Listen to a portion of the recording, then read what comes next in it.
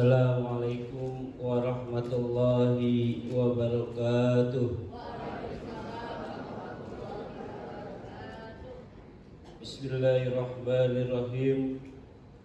Alhamdulillahirabbil alamin. Assalamualaikum warahmatullahi wabarakatuh.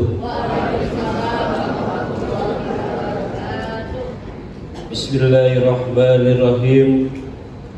Alhamdulillahirabbil alamin. Allahumma sholli ala sayyidina Muhammadinil fatih lima uhlik wal khatim lima sabaq nasiril haqqi bil haqq wal hadi ila siratikal mustaqim wa ala alihi haqqa qadrihi wa miqdaril azim. Amma ba'du.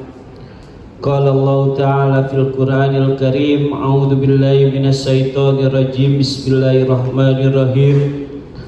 Qul huwallahu ahad, Allahus samad, lam yalid wa lam yulad wa lam yakul lahu kufuwan ahad. Yang pertama, marilah kita panjatkan syukur kita kehadirat Allah Subhanahu wa Ta'ala, karena dengan nikmatnya lah kita dapat berkumpul dalam rangka wisuda angkatan ke-11 SMKTGI. Semoga langkah kita menjadi ibadah di sisi Allah Subhanahu wa Ta'ala. Amin amin ya rabbal alamin. Salawat bering salam marilah kita aturkan kepada baginda Nabi besar Muhammad sallallahu alaihi wasallam. Allahumma sholli ala sayyidina Muhammad wa ala ali sayyidina Muhammad. Yang sama-sama kami hormati pembina Yayasan Arisalah Analisa, Ayahanda Haji Maman Kosasi beserta Ibunda Haja Dr. Nikmawati, Kepala Sekolah SMK TGI Ibu Lis Fitriani beserta jajarannya, para guru, para staf SMK TGI Jakarta yang sama-sama saya hormati, wali murid dan yang saya cintai, siswa-siswi alumni SMK TGI ke-11. Para hadirin yang saya hormati,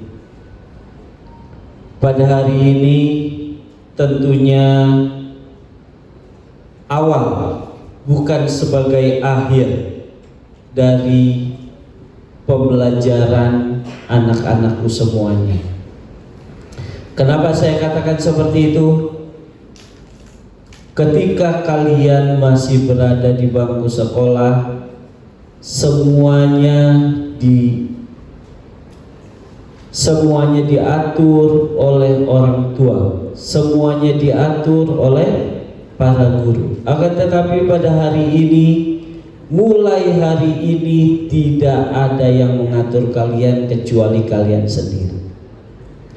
Semua bekal sudah disediakan oleh SMK TGI untuk mengarungi kehidupan kalian setelah ini. Apa yang harus kalian lakukan? Yang harus kalian lakukan itu tergantung dari jiwa-jiwa kalian sendiri, dari kemauan kalian sendiri. Jadilah manusia yang berakhlak, jadilah manusia yang bertutur kata yang baik, jadilah manusia yang amanah, dan jadilah manusia yang bekerja keras. Jangan menjadi manusia yang letoy, jangan menjadi manusia yang lembek, jangan jadi manusia yang tidak amanah, jangan menjadi manusia yang tidak bisa apa-apa. Karena ini satu, ketika kalian tidak bisa apa-apa, maka kalian akan terbuang sia-sia di masyarakat. Tapi ketika kalian bisa satu hal, insya Allah kalian akan dipakai oleh masyarakat sampai kapanpun.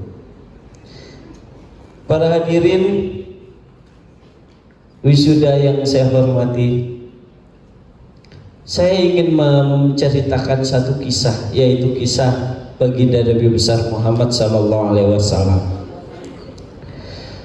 Pada seumuran kalian, Nabi Muhammad sallallahu alaihi wasallam ketika seumuran kalian masa-masa mudanya apa yang beliau lakukan. Beliau sering diajak berdagang oleh pamannya. Untuk apa? Untuk mempelajari bagaimana kehidupan, supaya tidak malas, supaya tetap bekerja. Itu dididik oleh paman Rasulullah Sallallahu Alaihi Wasallam.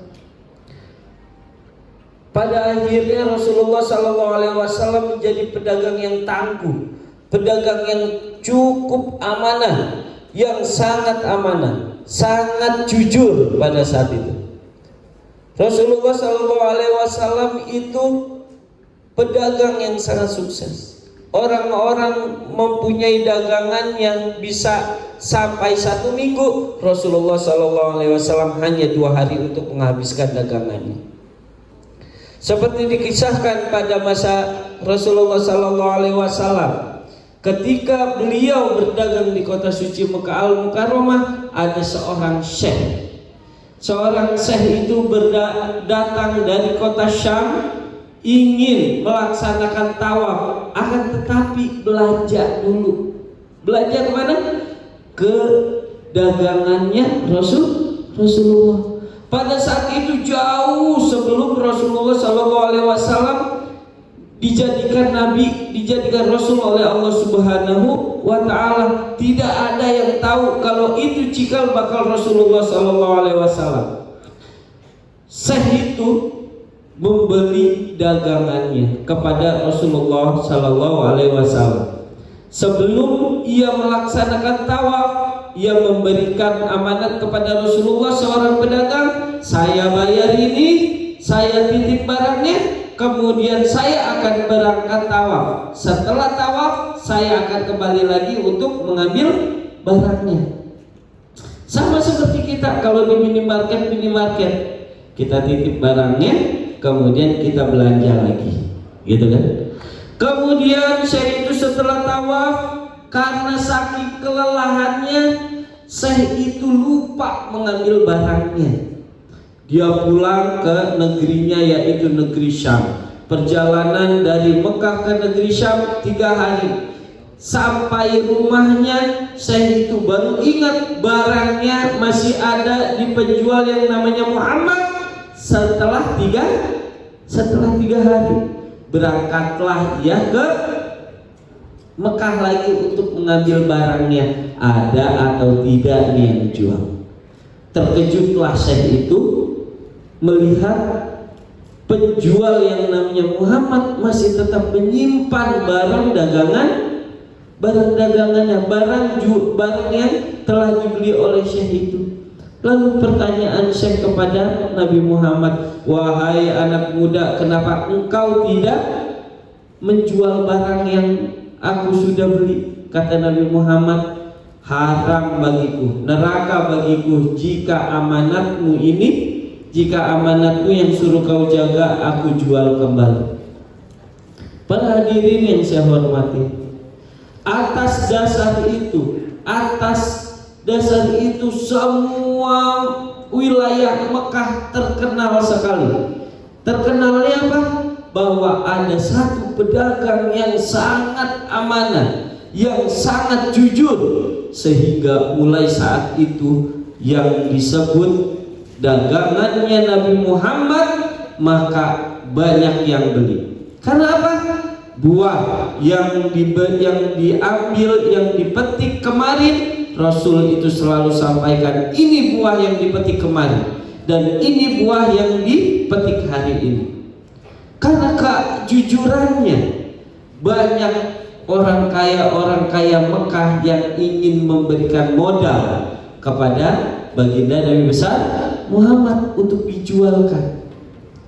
Sehingga Rasulullah SAW pada saat itu untung sangat banyak.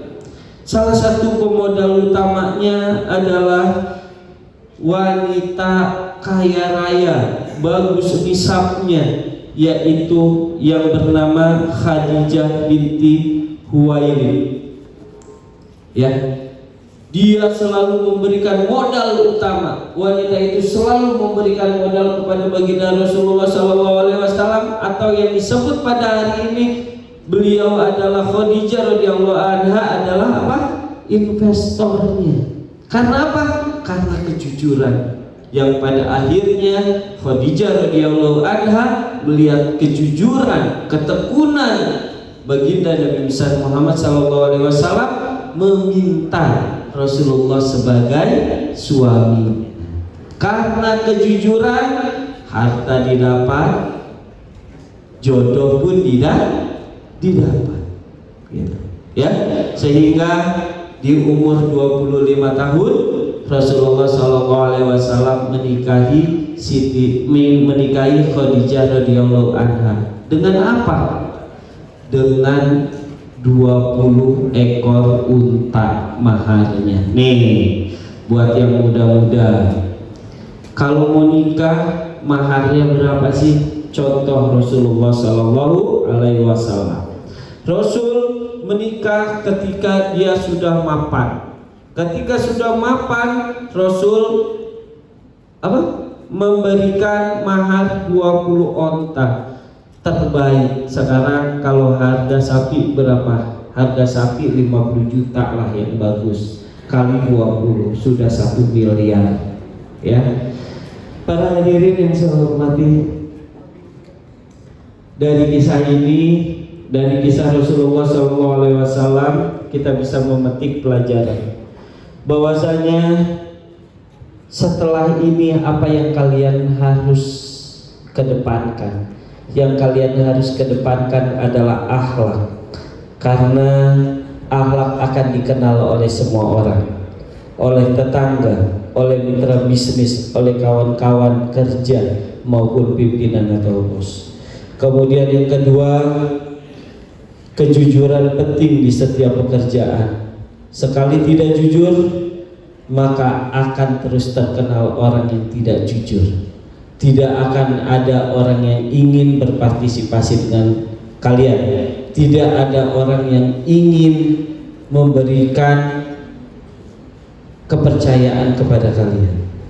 Kemudian sunnah Rasul adalah berwira swasta, ataupun sunnah Rasul adalah berusaha, berdagang, berusaha sendiri. Dan di sini SMKTGI sudah mengajarkan kalian bagaimana cara berwirausaha, membuat usaha sendiri. Karena ini sunnah Rasulullah SAW. Jika mau jodoh yang baik, akhlak kita diperbaiki dulu. Jika kita mau masa depan yang baik, akhlak kita diperbaiki dulu. Jika kita mau rezeki kita yang baik, akhlak kita diperbaiki dulu. Yang terakhir, jangan lupa doa kepada orang tua untuk kebaikan kalian semuanya. Mudah-mudahan pada hari ini sebagai langkah kalian untuk menjadi kesuksesan kalian di tahun ke depan. Amin amin ya rabbal alamin. Terakhir dari saya, ketika kalian sukses, jangan lupa dengan SMKTGI, jangan lupa dengan guru-guru kalian, jangan lupa dengan memberikan ilmu tambahan kepada siswa-siswi, adik-adik kalian di SMKTGI. Wabillahi taufiq wal hidayah wal inayah. Assalamualaikum warahmatullahi wabarakatuh.